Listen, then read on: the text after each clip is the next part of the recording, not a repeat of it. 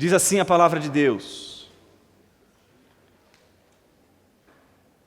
porque não me envergonho do Evangelho, pois é o poder de Deus para a salvação de todo aquele que crê.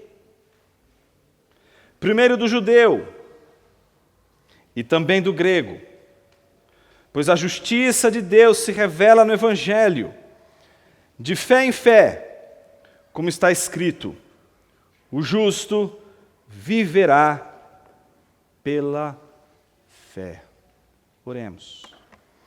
Senhor Deus, rogamos a Ti que o poder do Evangelho se faça mais uma vez presente entre nós, não apenas nos iluminando pelo poder do Espírito, mas curando nossa cegueira pelo poder do Espírito, para que, pela iluminação do Teu Espírito, tenhamos olhos para enxergar as maravilhas da Tua palavra. Assim nós oramos, agradecidos, em nome de Jesus, Teu Filho. Amém. Estamos diante de um trecho pequeno, muito pequeno de Romanos, mas extremamente fundamental, porque é aqui, nesses 2 versículos, que Paulo estabelece o tema de toda a epístola.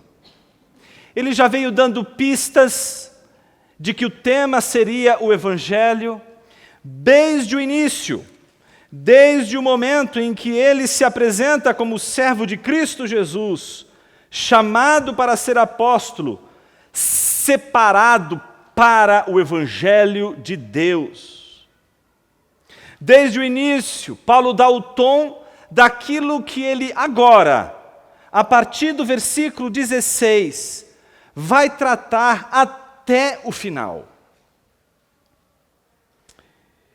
Não é à toa que Lutero dizia que o verdadeiro tesouro da igreja é o Evangelho da graça de Cristo Jesus.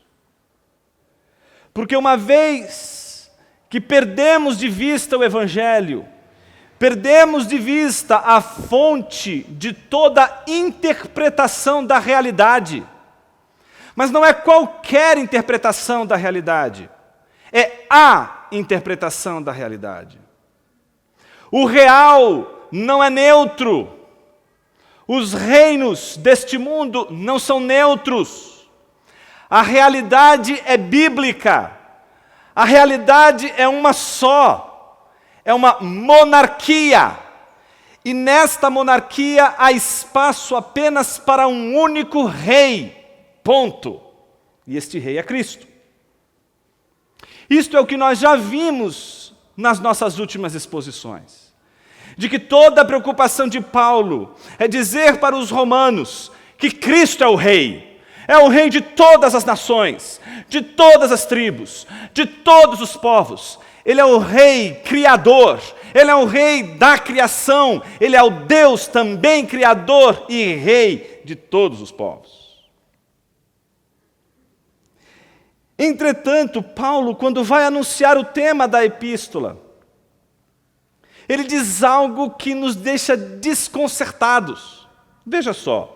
O versículo 15, que é o versículo que terminamos na última exposição, a semana passada, termina com Paulo dizendo o seguinte: de modo que, no que depender de mim, estou pronto para anunciar o Evangelho também a vós que estáis em Roma. A grande pergunta que a gente deveria se fazer é por que Paulo vai pregar o Evangelho para quem já conhece o Evangelho? Para que pregar o Evangelho para aqueles que já conhecem o Evangelho?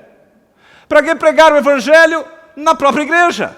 Para que pregar o Evangelho para aqueles que já conhecem o Evangelho? Eu acredito que toda a epístola aos Romanos é uma resposta a esta pergunta.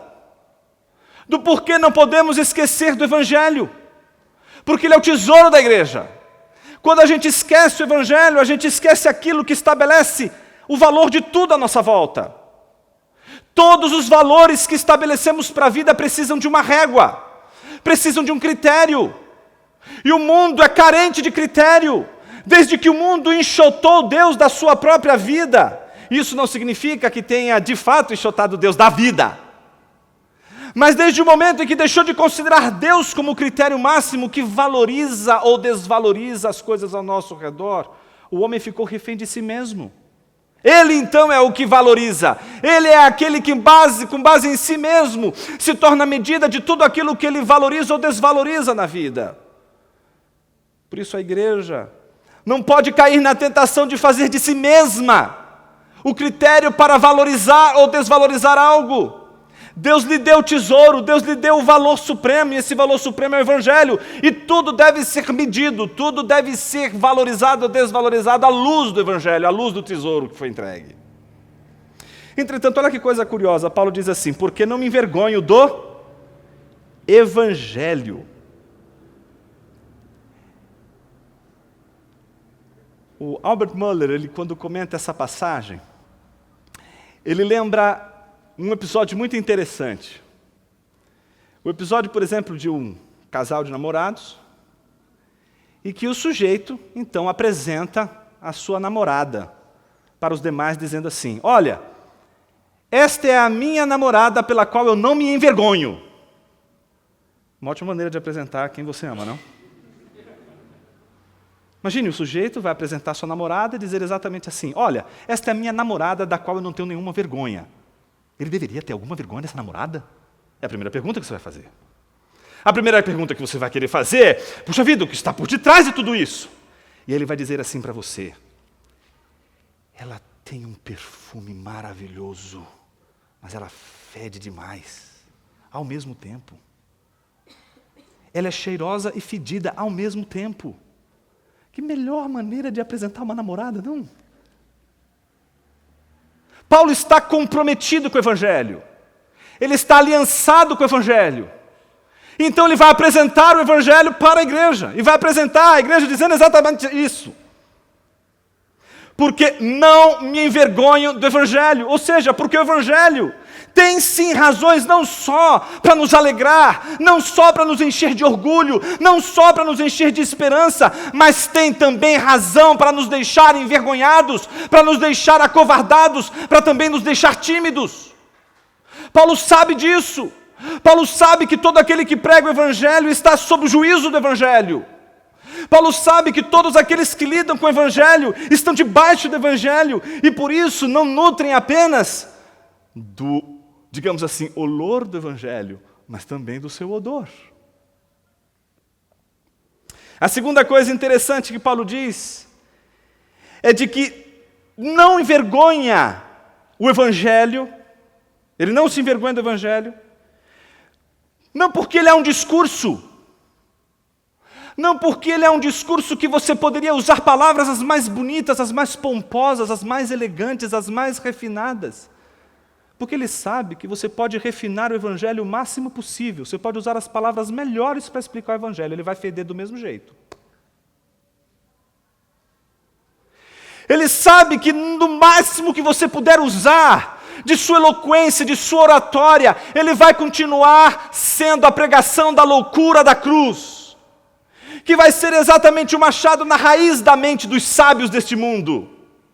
Esta é a loucura da pregação, conforme Paulo vai dizer em 1 Coríntios capítulos 1 e 2.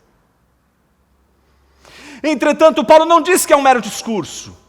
Paulo diz que não me envergonho do Evangelho porque ele é poder de Deus. Não é só discurso, ele é poder.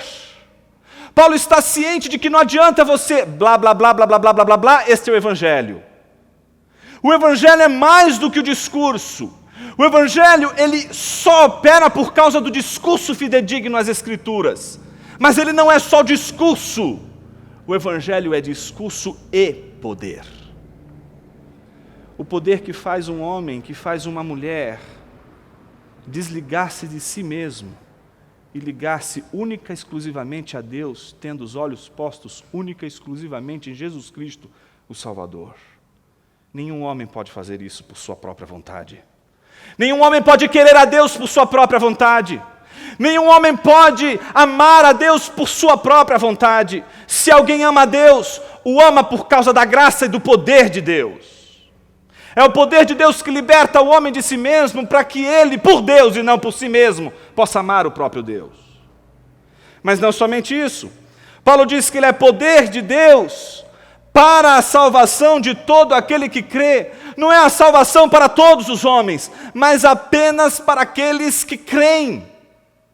E aqueles que creem só vão crer por causa do poder de Deus em suas vidas. Mas ele logo em seguida diz, primeiro do judeu. Ele não diz assim, olha, não importa se é judeu ou gentil. Ele diz, primeiro do judeu. E também do grego. Gente, por que aparece judeu e grego aqui? A gente já viu que no versículo 14 ele já tinha anunciado que era devedor tanto dos gregos como dos bárbaros, tanto dos sábios como dos ignorantes. Mas agora novamente ele polariza judeus e gregos. O que está por detrás disso? Não só ele diz que é para a salvação de todo aquele que crê, e diz que em primeiro lugar dos judeus e também dos gregos, como ele diz, em quarto lugar, que ele não se envergonha do Evangelho, porque a justiça de Deus se manifesta, se revela no Evangelho de fé em fé, como está escrito, o justo viverá pela fé. Não só ele não se envergonha do Evangelho porque é poder de Deus, mas ele não se envergonha do Evangelho, porque o Evangelho de Cristo Jesus é aquilo que revela a justiça de Deus. Para que a gente possa entender tudo o que Paulo está dizendo aqui, a gente precisa de algumas informações importantes. E algumas delas eu queria tratar hoje. Na verdade, a nossa exposição de hoje, ela é todo um preâmbulo para a exposição da semana que vem. Se eu dissesse para você que tudo o que estamos fazendo hoje é apenas deslindando todos os caminhos, tirando todas as pedras, tirando todos os pedregulhos do caminho, para que a gente possa entrar num outro texto, e quando entrar no outro texto, dizer, então é isso que estava sendo dito, é isso que a gente está fazendo hoje. Imagine que Paulo está escrevendo Romanos na sua terceira viagem. E há 5 anos atrás, mais ou menos, ele estava na sua segunda viagem missionária. E a grande pergunta que a gente se faz é por que Paulo chega a essas conclusões? Porque Paulo está pregando para a própria igreja, não me envergonho do Evangelho, porque é poder de Deus para a salvação de todo aquele que nele crê, porque o Evangelho de Cristo Jesus é o que revela a justiça de Deus, o justo viverá pela fé. Porque ele está preocupado com isso. O que ele vai desenvolver a partir disso? O que o levou a essa preocupação e que faz com que ele se preocupe tanto com Roma, com a igreja em Roma, que é uma igreja que está ali numa circunstância de evangelho já fundamentado.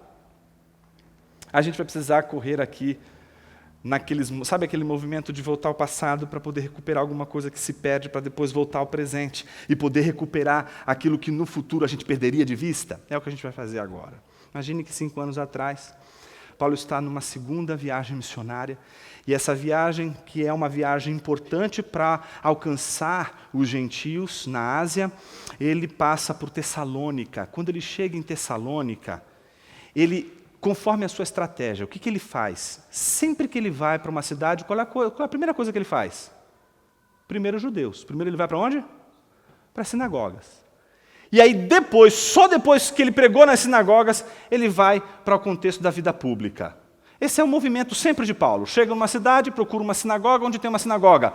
Vai lá, prega o evangelho e depois vai para a esfera pública, onde estarão os gentios. Sempre essa estratégia. Ele foi fazer isso em Tessalônica. E os judeus daquela sinagoga perseguiram a Paulo, que estava acompanhado de Silas. Eles tiveram que fugir, fogem para Bereia. Quando eles chegam em Bereia, eles fazem o quê? A estratégia de Paulo é a de sempre, vai para uma sinagoga. E aí primeiro ele prega para os judeus, primeiro ele anuncia o evangelho para os judeus. E aí o que acontece? Tem ali a conversão, os judeus estão ouvindo a palavra, mas aqueles judeus de Tessalônica vão perseguir Paulo lá em Bereia. O que Paulo vai precisar fazer? Sair de lá. Nisso, Timóteo já está presente junto com Silas e decidem da seguinte forma: Paulo, você vai sair daqui e vai direto para Atenas. Nós vamos ficar ainda aqui e depois nós vamos encontrar contigo em Atenas. E de Atenas a gente vai seguir o nosso caminho de acordo com o nosso planejamento. Isso acontece em Atos e eu queria convidar você a abrir sua Bíblia em Atos, capítulo de número 17.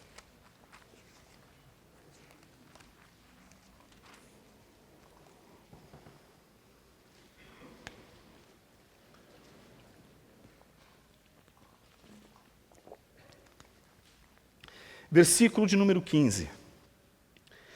E os que acompanhavam Paulo levaram-no até Atenas. De lá partiram com instruções para que Silas e Timóteo fossem encontrar-se com ele o mais depressa possível. Primeira coisa importante que não podemos perder de vista: Atenas não estava dentro do planejamento estratégico de Paulo.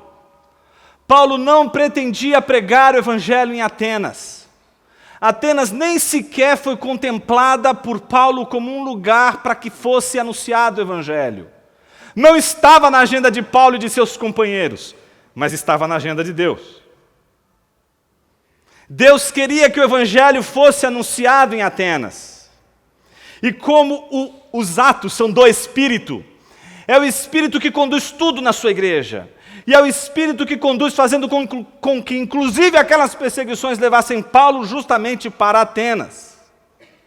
Então, quando eles deixam Paulo em Atenas, é a única vez que Paulo está em Atenas, é a única menção da Bíblia que nós vemos Paulo em Atenas. E quando ele está em Atenas, algo curioso acontece. Versículo de número 16. Enquanto Paulo esperava por eles em Atenas, sentia grande indignação, vendo a cidade cheia de ídolos. Atenas era o símbolo da cultura e da intelectualidade grega. Mas nessa época, estava longe de ser aquilo que um dia foi, uma potência econômica. Nessa mesma época, quem é a grande potência econômica é Corinto. Corinto, sim, é o lugar onde as pessoas detêm recursos financeiros.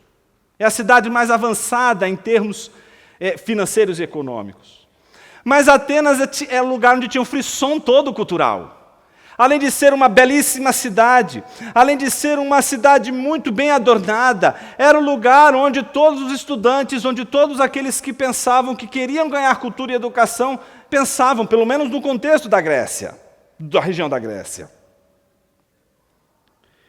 E é curioso porque Atenas, para o mundo ocidental, é de uma importância ímpar. Ninguém pode fazer política, ninguém pode fazer filosofia, ninguém pode fazer sequer teologia, não pode se fazer nada hoje sem pensar a influência e a relevância de toda a cultura de Atenas para o mundo, inclusive o mundo de hoje, como a gente se organiza inclusive hoje. Tamanha é a importância de Atenas. É em Atenas que surgem os primeiros e mais importantes pensadores do Ocidente, surgem os filósofos. E um deles, talvez o mais importante de todos eles, seja Sócrates. Há um trecho belíssimo de um dos diálogos de Platão, chamado Banquete, em que Platão vai descrever o discurso que Sócrates vai oferecer sobre as relações entre verdade, o conhecimento e amor.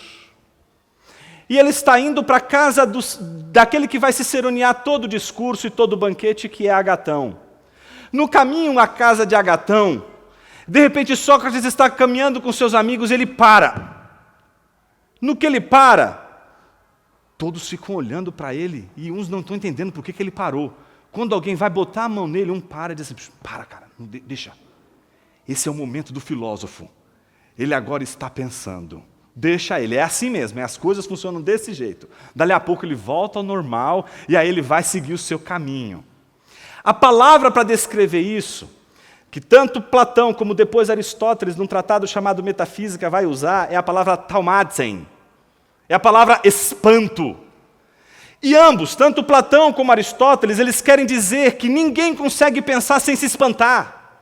Ninguém consegue pensar sem um assombro, sem que algo escandaloso possa saltar aos olhos e dizer, uau, o que é isso? E então o pensamento começa com espanto. Paulo está em Atenas, o lugar onde os homens se espantavam para fazer filosofia. E a palavra que Lucas escolhe para descrever o espanto de Paulo não foi taumatzen. A palavra que ele escolhe, a palavra que Lucas escolhe é paroxino, que é a palavra que se refere a um espanto, mas é o espanto zeloso. É o espanto que se usa especificamente no contexto religioso, num contexto onde alguém se escandaliza por uma autoridade não ter sido reverenciada, por algo de valioso não ter sido reconhecido. É um espanto, sim, mas é um espanto carregado de uma indignação, de um zelo, de um cuidado criterioso. E que zelo era esse? E que espanto era esse? Em primeiro lugar, Paulo se espanta porque Atenas está cheia, repleta de ídolos. Ele começa a passear por Atenas, e por onde ele passa, ele tropeça num Deus. Por onde ele passa, ele tropeça num altar dedicado a um Deus. E ele vai vendo, diante de tudo aquilo, vários deuses, um atrás do outro. E aquilo escandaliza, toma ele de assalto, ele se espanta. E aqui está a diferença entre aquele que é o filósofo e aquele que é o pregador. Se o espanto é aquilo que faz o filósofo pensar, o espanto zeloso é aquilo que faz o pregador pregar. O versículo 17 é interessantíssimo, porque diz que logo depois de ter se indignado com aquilo, a Bíblia diz que por esta razão discutia onde? Em primeiro lugar, na sinagoga, entre os judeus e gregos que tinham se convertido e que eram tementes, portanto, a Deus. E todos os dias, a palavra aí é ágora. Na ágora, na praça pública, no mercado, onde as pessoas publicamente se reuniam, e onde filósofos também ofereciam seus discursos, pensadores também falavam e professavam suas crenças, seu pensamento, etc. Ali Paulo se encontrou na praça onde ali se encontravam para publicamente também falar do Evangelho. E a grande pergunta é, por que será que Paulo, em primeiro lugar, depois que vê todos aqueles deuses, não vai para a praça? Porque em primeiro lugar ele vai para a sinagoga? Porque ele já não vai direto para a ágora? Porque ele já não profetiza contra os atenienses por causa da sua idolatria? Por que em primeiro lugar ele vai na igreja, quer dizer, ele vai na sinagoga? Por que ele quer alcançar a sinagoga logo de cara? Porque existe um grande perigo entre aqueles que temem a Deus quando estão numa grande cidade, como é o caso, por exemplo, de Atenas, como é o caso de São Paulo, que se chama banalização da idolatria. A banalização da idolatria que surge não pelo fato da idolatria ser invisível, não pelo fato de que os ídolos são invisíveis, mas porque são tantos ídolos, e você enxerga tantos ídolos todo dia, a todo momento, a todo instante, que aquilo já não te escandaliza mais, já não te causa mais assombro, já não te causa mais espanto. Você está vendo lá a mídia o tempo todo martelando uma ideia. No primeiro momento você acha aquilo escandalizante, dali a pouco você de tanto ver, de tanto ouvir, de tanto ensinarem nos livros, de tanto ensinarem nas revistas, de tanto ensinar na literatura, de tanto se falar nos jornais, de tanto se falar em tudo quanto é lugar, aquelas ideias se tornam tão repetidas que elas simplesmente não nos afetam mais. Achamos normal o que as pessoas estão dizendo, achamos normal as loucuras que as pessoas estão falando, achamos normal os discursos mais estúpidos, mais esdrúxulos, mas a gente está ouvindo tantos discursos esdrúxulos, tantos discursos e tantas ideias esquisitíssimas, que já não achamos mais esquisitas, já achamos normal. Está entendendo o que isso significa? Que é preciso pregar na sinagoga entre aqueles que já se acostumaram com a idolatria. Eles sabem quem é o verdadeiro Deus, eles sabem quem é o verdadeiro Messias, mas adoram outros deuses, mas adoram outros ídolos, se prostram diante de outros ídolos, se curvam diante de outras ideias. Eles sabem quem é o único rei do universo, eles sabem quem é o único governante do universo, eles prestam honra ao único Senhor, mas ao mesmo tempo, de tanto verem ídolos, eles já não acham mais aquilo estranho. Mas Paulo não para por aí. Paulo, de um lado, exorta a sinagoga, mas do outro lado ele vai para a praça pública. E quando ele chega na praça pública, ele prega o Evangelho. Nesse texto de Atos 17, o que é importante? Lucas oferece para a gente, e a gente já sabe que tem dois discursos. os discursos que Paulo fez ali na sinagoga, na ágora, e a gente não sabe, porque Lucas não descreveu para a gente, não escreveu os discursos de Paulo. A gente pode saber mais ou menos do que Paulo estava tratando pela reação. Observe, por exemplo, os versículos seguintes. Versículo 18. Alguns filósofos, epicureus e estoicos puseram-se a debater com ele. Então, como ele está na ágora, e uma vez que você fala na esfera pública, se você está na esfera privada, ok, mas se você for para a esfera pública, se você falou na ágora, você tem que ser responsável por aquilo que você fala. A gente não está acostumado mais com isso. A gente não está mais acostumado a prestar atenção de que somos responsáveis sim por aquilo que dizemos no exercício público. Já esquecemos a esfera pública, já esquecemos a ideia do homem público, tudo é privado, tudo pode ser simplesmente falado sem responsabilidade nenhuma, não sabemos mais fazer a diferença entre privado e público, mas naquela época estava muito bem definido, tanto é assim, que quando Paulo resolveu falar da sua religião, publicamente, ele tinha que dar conta daquilo que ele falou publicamente, e os primeiros que aparecem para implicar com Paulo, quem é? Os filósofos. Epicuristas e estoicos. Epicuristas eram aqueles filósofos, digamos assim, que eram materialistas, não acreditavam em Deus, mas por uma razão. Não acreditavam em Deus, porque se você acreditar em Deus, você tem que acreditar numa coisa chamada imortalidade da alma, e acreditando numa coisa chamada imortalidade da alma, você tem que acreditar numa coisa chamada justiça. E que no final, na justiça final, tudo aquilo que você fez, por mais que você não tenha sido pego pelos homens, lá no final, no juízo de todas as coisas, no juízo da vida após a morte, ali você vai pagar tintim por tintim tudo aquilo que você cometeu. A única maneira de você viver feliz nesta vida, sem culpa nenhuma, é sabendo que não existe um Deus. Não existindo Deus, não existe vida após a morte, não existindo vida após a morte, não existe para quem prestar contas. Todos eles estão pensando sobre a vida. Todos eles estão pensando sobre como morrer. São escolas filosóficas que têm um único tema. Como posso viver esta vida se o curso desta vida é tão instantâneo, tão pequeno, tão rapidamente passageiro? Do outro lado você vai ter os estoicos, que não eram materialistas. Acreditavam que Deus existe, mas o Deus que eles entendiam ser era aquele Deus impessoal, é aquele Deus que se manifestava nas determinações daquilo que eles vão chamar de moira, aquilo que eles vão chamar de Ananke, que é o destino. Tudo está traçado, tudo está determinado, eles são fatalistas, está traçado de uma tal maneira que nada do que você possa fazer pode ir contra o seu destino. Você tem que aprender, então, a conviver com todas as vicissitudes da vida. Por isso o estoico queria ensinar a todos os seus discípulos o seguinte: olha, você tem que ser de alguma forma indiferente às coisas que acontecem. Não é? Então é o sujeito que vai pensar, vai refletir, vai dizer assim: poxa vida, o jogo está 1-1, aí de repente vira 2-1. E aí o cara fica feliz da vida, fica eufórico. Poxa, é 2-1. Dali a pouco, o juiz muda o resultado, vira 1-1 de novo, e ele fica triste. Vai dar alegria à desgraça, de uma hora para outra. Então os estoicos diziam assim: olha, você não pode ficar tão emocionalmente abalado assim. Ora você está muito triste. Calma, seja indiferente. Se você for indiferente, as coisas boas quando vão acontecer, você não precisa ficar explosivo.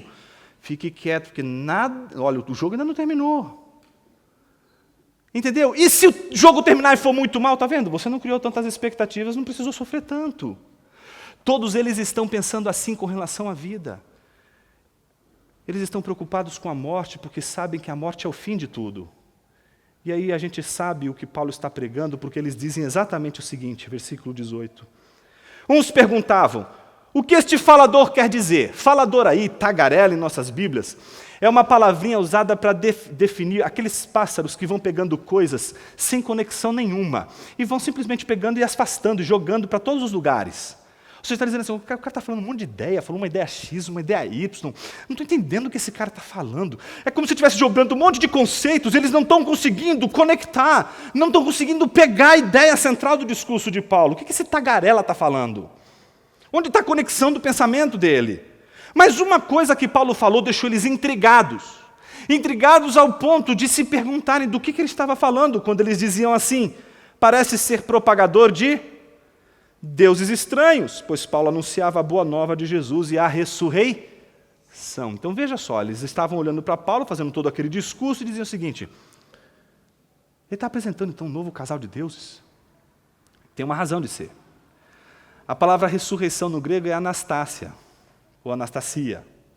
Anastácia, você sabe, é um nome também que pode ser usado para uma mulher.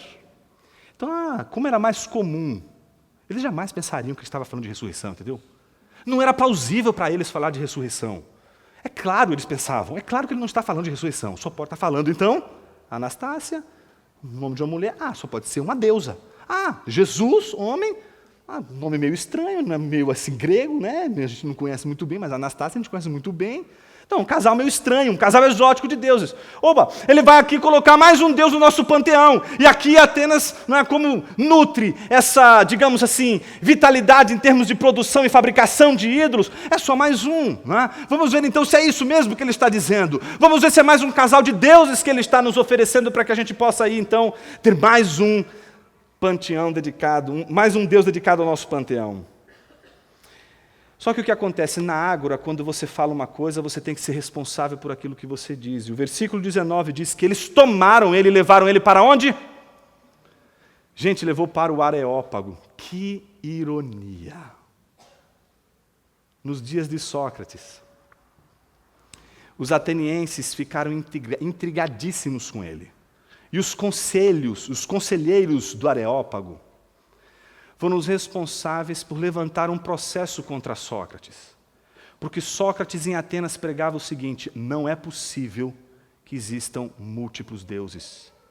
Só existe um único Deus. E aí ele foi acusado de ateísmo exatamente por isso. Porque dizia que se Deus existe, é um só. E por ele ter provocado, digamos assim, isso, uma reflexão muito forte entre a juventude, diziam, olha, ele está desvirtuando os nossos jovens. Resumo da ópera, ele não conseguiu com seus argumentos provar sua inocência, o que frustra depois Platão, acreditando o seguinte, olha, o discurso na hora, no final, não vai resolver nada, o que resolve é o lugar onde você está para exercer o poder e ponto final. Esse negócio de ficar falando discurso, não resolve, o que resolve no final é o poder. Se você não tem poder, o discurso sozinho não resolve absolutamente nada. Então, o que fez? Ele foi condenado, tomou o veneno e ponto, acabou. Agora está aqui. Paulo, exatamente no Areópago, no mesmo lugar onde Sócrates um dia foi condenado. Ele está agora aqui para prestar contas àqueles conselheiros do Areópago, tudo aquilo que ele havia dito. E desta vez, Lucas nos permite ouvir um pouco do sermão de Paulo. E se antes a gente sabe um pouquinho do sermão de Paulo pelo que os outros estão acusando, agora ele nos dá o sermão de Paulo. E o sermão de Paulo aqui é muito interessante. O sermão de Paulo, você vai notar o seguinte: 5 movimentos. O primeiro movimento é o movimento de todo orador.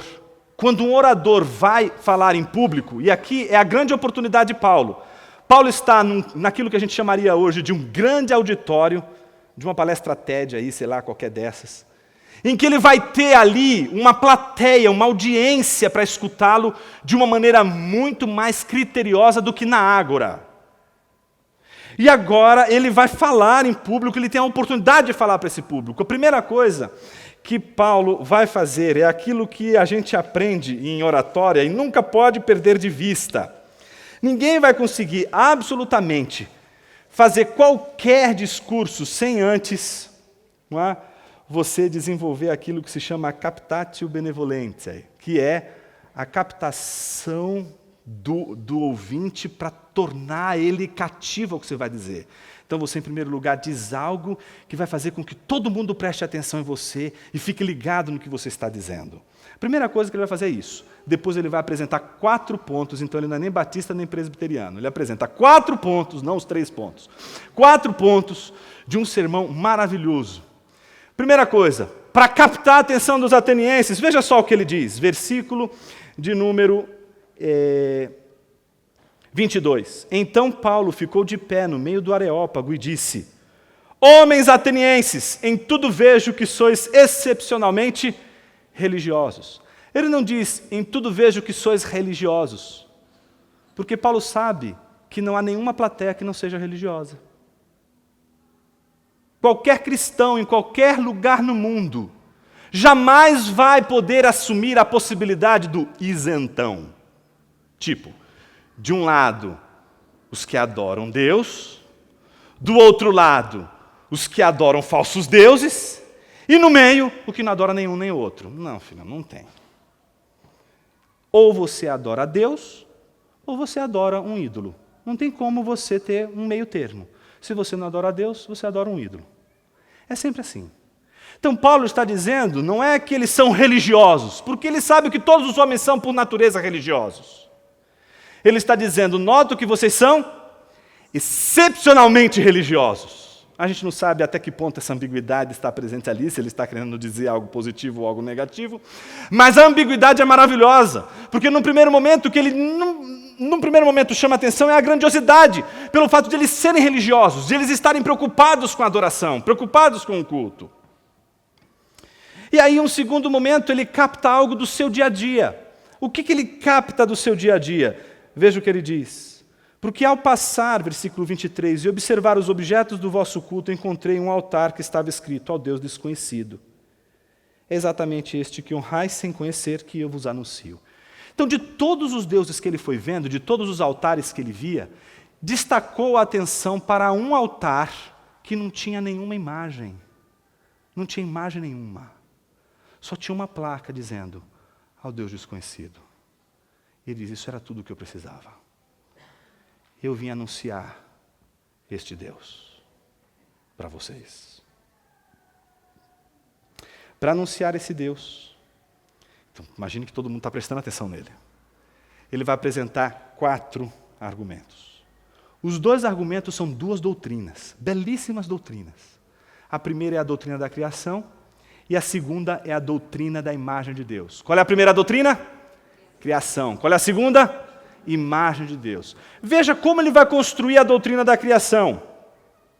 O Deus que fez o mundo e tudo o que nele há, coisa que cantamos no primeiro hino que nós cantamos hoje no nosso culto, né?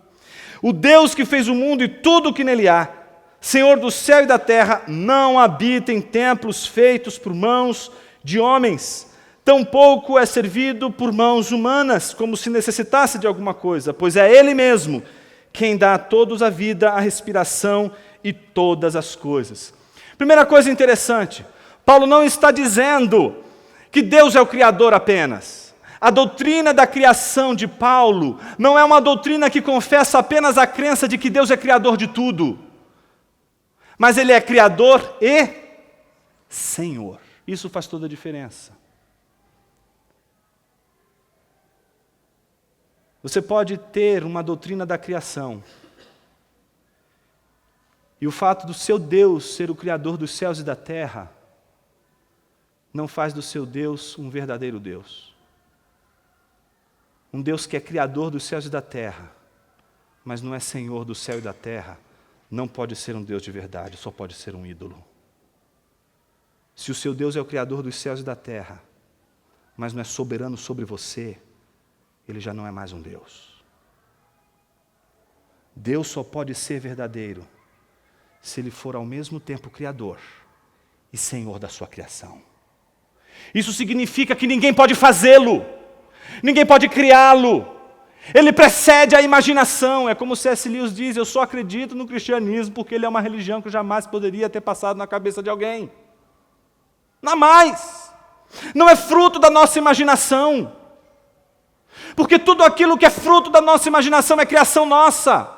Não fazemos ídolos apenas com as mãos, fazemos ídolos como ideias. Ideias podem ser ídolos da nossa mente, forjados e praticados, forjados e fabricados pela nossa mente. Podemos fazer ídolos com a nossa mente. Nossa mente, como diz Calvino, é uma fábrica de ídolos. Então Paulo, em primeiro lugar, diz o seguinte: este Deus que eu vos anuncio, que é este que vocês construíram um altar, é um Deus que não cabe aqui dentro, por isso que ele não pode ter nenhuma figuração, porque ele não cabe dentro desse templo, ele não cabe dentro da sua cabeça, ele não cabe dentro de qualquer espaço. A primeira coisa que Paulo chama atenção é para a grandeza deste Criador, e que ao mesmo tempo ele é Senhor sobre toda a sua criação. Essa é a primeira tese de Paulo. A segunda tese de Paulo vem logo em seguida, quando ele diz, de um só fez toda a raça humana, para que habitasse sobre toda a superfície da terra, determinando-lhes o tempo, previamente estabelecidos e o território da sua habitação, para que buscassem a Deus e mesmo tateando pudessem encontrá-lo, Ele de fato não está longe de cada um de nós, pois nele vivemos, nos movemos e existimos, como também alguns dos vossos poetas disseram, pois dele também somos geração. Existem dois poetas, Epimênides de Creta e Árato de Solos. São dois poetas que Paulo faz uso, dois poetas de Atenas, que Paulo faz uso para explicar para eles algo que eles já sabem. E o que eles já sabem? Eles já sabem que Deus, por natureza, não pode ser feito.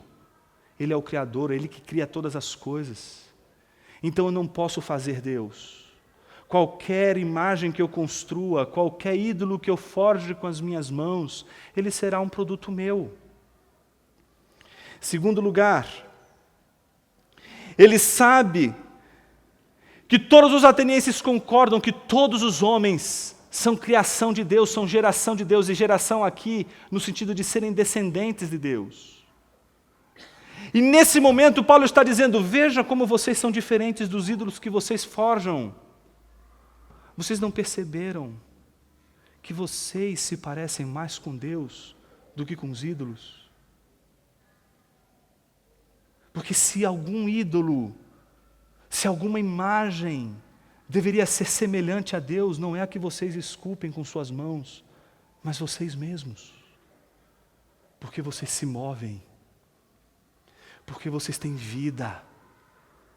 E um ídolo não tem vida.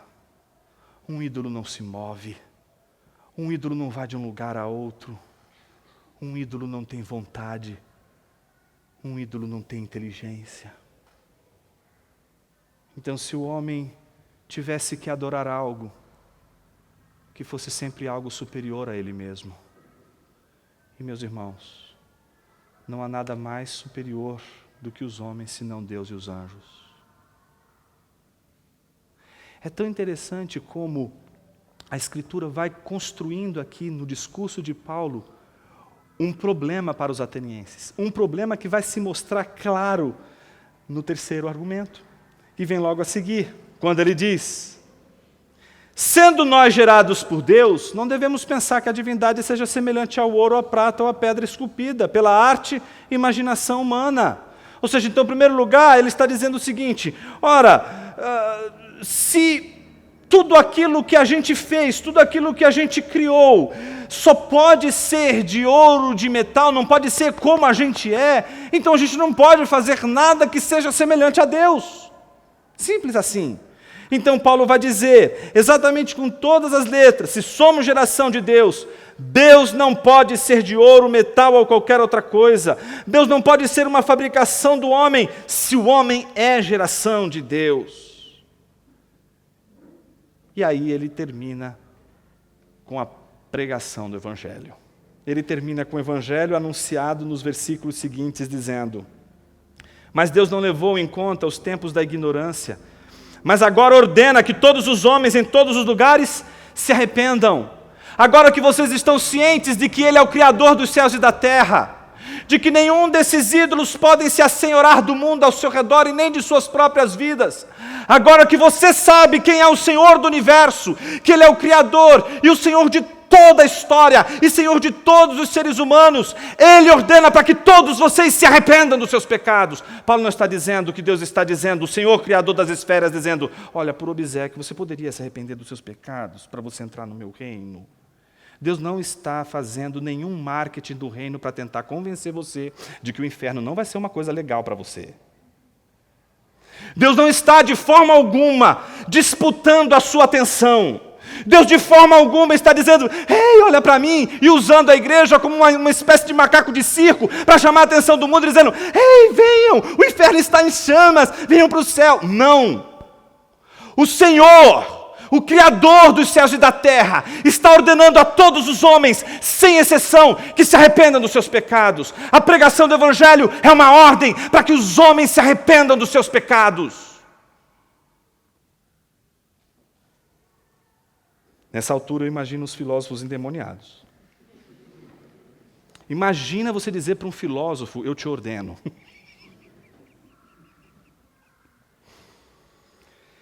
Mas ele diz: Deus não levou em conta os tempos da ignorância para os filósofos. Ele simplesmente está dizendo: eu não consigo entender como vocês são tão inteligentes e ainda continuam vivendo assim. O Senhor das esferas ordena para que vocês todos se arrependam. Versículo 31, pois um dia foi determinado por Ele, e aí vem a palavra da justiça. Um dia a justiça de Deus há de se manifestar. Um dia Deus há de julgar. E Ele diz que vai fazer justiça por meio do homem que estabeleceu com esse propósito. Quem é este homem? Quem é este homem que é detentor da boa notícia? E isso é o mais extraordinário de tudo. Quando nós lemos, por exemplo, o versículo de número 21, nós descobrimos que os atenienses e os estrangeiros que ali se residiam não se interessavam por outra coisa senão por novidades. Eles queriam a última notícia, a última filosofia do momento, a última ideia do momento, o que eles estão ensinando de novo na Universidade de Atenas. E Paulo está dizendo: eu venho anunciar para vocês uma boa notícia, uma boa nova, a maior de todas as novidades, e ela é tão velha, tão velha, tão velha, tão velha. Porque é isso o Evangelho. Novo e velho, ao mesmo tempo. E aí ele diz: quem é este homem que há de manifestar a justiça de Deus? Este homem, ele garantiu ressuscitando dentre os mortos. Aí não. Aí o filósofo teve um piripaque. Diz: não, agora a gente já sabe que ele não está confundindo, não tem Anastácia nessa história não. A gente está enganado sobre esse negócio, ele realmente falou em ressurreição, como pode um negócio desse? Imagine que para um filósofo é o seguinte: eu quero me livrar do corpo, esse cara está me dando um corpo de novo. Gente, se existe uma religião que mais se preocupou com o corpo, esta é a religião cristã, esta é a religião da palavra de Deus. Nenhuma religião falou mais sobre o corpo do que a própria Escritura. É a Escritura que fala da redenção do corpo. Deus não está interessado em homens descorporizados, Deus está interessado em homens com seus corpos, porque o corpo é uma coisa boa que Deus fez. Por isso Ele se importa com a ressurreição do corpo. Mas os gregos estavam dizendo: eu quero me livrar desse trem. Isso aqui é o que me limita, isso é o que me escraviza. Diziam eles que o corpo era o túmulo da alma, que o corpo era a prisão da alma, e que quando o homem morre, o homem encontra a liberdade, ou voltando para Deus, se é o caso do estoico, e se fundindo nele, e na inconsciência desse ser, por toda a eternidade se manter, ou então, como diria um epicurista, morreu, acabou. Virou tudo pó e nada mais. E ele está dizendo: não, se arrependam, porque um dia haverá um juízo, e quem vai julgar é o Deus que se fez homem, é o Deus que habitou entre nós, Ele que habitou entre nós e recebeu justamente toda a pena que valeria para todos os homens. Se você está hoje aqui e acha injusta a cruz de Cristo Jesus, você ainda não entendeu o Evangelho de Cristo Jesus. A cruz de Jesus é uma das demonstrações mais incríveis de justiça. Por isso que a gente fica desesperado quando a gente vê sujeitos simplesmente olhando para Jesus na cruz e achando que aquilo foi uma grande injustiça. Meus irmãos, é falta de conhecimento do Evangelho. Ali foi a manifestação da justiça. Não está acontecendo nada de injusto ali. Porque quem está pendurando Jesus no madeiro não é o imperador de Roma. Quem está pendurando Jesus no madeiro não é o chefe dos guardas do Sinédrio. Quem está pendurando aquele homem no madeiro não é aquela multidão que escolheu Jesus a Barrabás. Quem está pendurando o Filho de Deus naquele madeiro é o próprio Deus, que está ferindo o seu Filho, para por meio do sangue do seu Filho, lavar de uma vez por todas os pecados dos homens, daqueles que creram no seu Filho, que no terceiro dia ressuscitou dentre os mortos, e veio aqui para anunciar: haverá um juízo, haverá justiça, e aqueles que serão alcançados por Deus, serão aqueles que pelo poder do Evangelho, se renderam não aos reis desse século, não aos príncipes desse século, mas se renderam ao Rei dos Reis, ao Senhor dos Senhores. se renderam a Jesus. Eles não podiam mais ouvir Paulo depois que falou isso. O versículo 32 diz: e quando ouviram falar em ressurreição de mortos, uns zombaram e outros disseram: sobre isso te ouviremos em outra oportunidade. Então Paulo saiu do meio deles. Todavia, Lucas faz questão de mostrar que alguns homens uniram-se a ele e creram. Alguns homens saíram dali do Areópago e ouviram aquilo e disseram: puxa, o que é isso? Alguém anotou a placa desse caminhão. Sabe por quê? Preste atenção, não pisca, deixa eu te falar uma coisa. É fácil pregar na sinagoga. Na sinagoga todo mundo conhece a Bíblia. Na sinagoga todo mundo entende de Escritura. Na sinagoga você pode falar as coisas e as pessoas vão entender, tudo faz sentido, tudo se conecta, porque todo mundo conhece a história. Na sinagoga, pregar o evangelho dentro da igreja é fácil, porque todo mundo conhece. Pregar fora na cidade é pregar para pessoas que não conhecem a Escritura. E às vezes a gente prega presumindo que as pessoas conhecem a Escritura. Paulo não presumiu que eles conheciam a Escritura. Paulo ensinou para eles, mesmo sem partir das Escrituras, para eles, mas tomando como pressuposto a própria Escritura, ensinou a eles aquilo que eles jamais conheciam. E mesmo assim, alguns rejeitaram, mas outros, que estavam ali presentes, ouviram e disseram: isso faz sentido. Um deles era membro do conselho que estava julgando Paulo, e o nome dele era Dionísio, o Areopagita. E o outro era uma mulher, Dâmaris. Estava ali para representar o seu nome grego, que estava ali ouvindo o evangelho e crendo aqueles que ouviram o discurso de Paulo, que foi endereçado para quem tinha dúvida e não recebeu.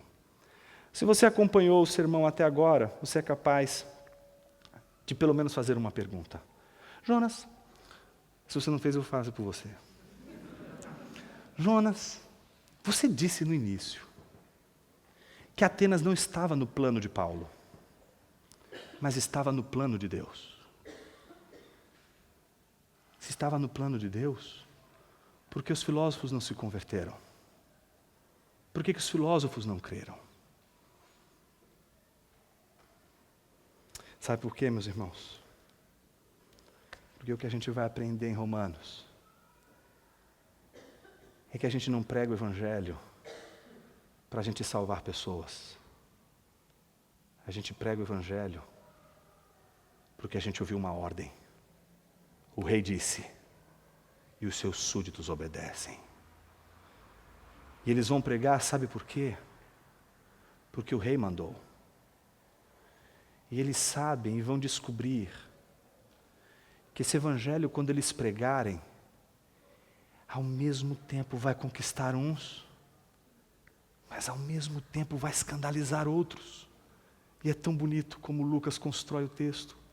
Começa com o espanto de Paulo e termina com o assombro dos filósofos. Os filósofos que não conseguem receber o evangelho. Porque não é o discurso.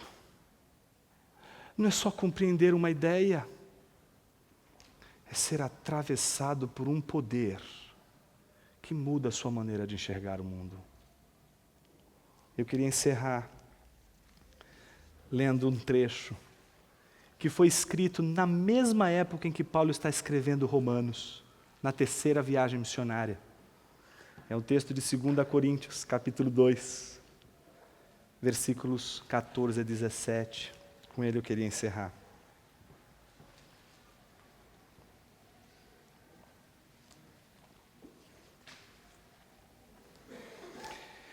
Graças, porém, a Deus que em Cristo sempre nos conduz em triunfo. Deus sempre nos conduz em triunfo. E por meio de nós, sua igreja, manifesta em todo lugar a fragrância do seu conhecimento. Porque nós somos para com Deus o bom perfume de Cristo, tanto nos que são salvos, como nos que se perdem. Para com estes, cheiro de morte para a morte, para com aqueles, aroma de vida para a vida. Quem, porém, é suficientemente preparado para estas coisas? Porque nós não estamos, como tantos outros, mercadejando a palavra de Deus. Antes, em Cristo é que falamos na presença de Deus com sinceridade e da parte do próprio Deus. Meus irmãos, Paulo está dizendo que todas as vezes que o Evangelho for pregado, ele vai provocar tanto a rejeição como a aceitação. Ele não está dizendo que ora o Evangelho vai ser cheiroso, ora o Evangelho vai ser fedido. Ele está dizendo que todas as vezes que o Evangelho for anunciado, os dois estarão presentes. A grande pergunta que a gente se faz é: por que Paulo, antes de anunciar todo o tema e todos os desdobramentos que vêm a seguir em Romanos, ele precisa dizer, não me envergonho? Porque ele precisa dizer que não é um mero discurso, mas é o poder do Evangelho. Por que ele não precisa apenas dizer que é o poder do Evangelho, mas ele precisa dizer que é o poder de Deus para a salvação daquele que crê, não para a salvação daquele que não crê, mas para a salvação daquele que crê, primeiro dos judeus e também dos gregos. Por que ele diz que o Evangelho é o que revela a justiça de Deus? Se você quer entender os resultados de tudo isso, não deixe de vir na próxima semana. Eu tenho certeza, absoluta certeza, sem titubear, que a sua leitura de Romanos, do texto seguinte, vai fazer tanto sentido, que eu acredito que muitos aqui, como eu, podem se converter de novo, ou se converter. Eu queria orar com vocês, meus irmãos, para que Deus nos ajude. Amém? Senhor Deus, louvado seja o Teu nome pelo Teu Evangelho. Louvado seja o Teu nome pela palavra do Evangelho, pelo poder do Evangelho. Obrigado porque o Senhor fala nos nossos corações. Porque este Evangelho, quando é pregado por onde vai, ele deixa as suas marcas. Que ele deixe as marcas hoje aqui, em nossa mente, em nosso coração. Nos ajude a entender a Tua palavra mais e mais, Senhor. Assim nós oramos. Em nome de Jesus, Teu Filho. Amém.